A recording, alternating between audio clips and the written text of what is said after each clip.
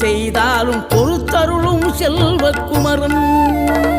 பொய்யான மயிலேறவும் காட்சி எழியாவும் ஒளி வீசும் தெய்வாம்சமே பொய்யான என் வாழ்க்கை புவி மீது நிலையாக அருள் செய்ய வர வேணுமே நீ அருள் செய்ய வர வேணுமே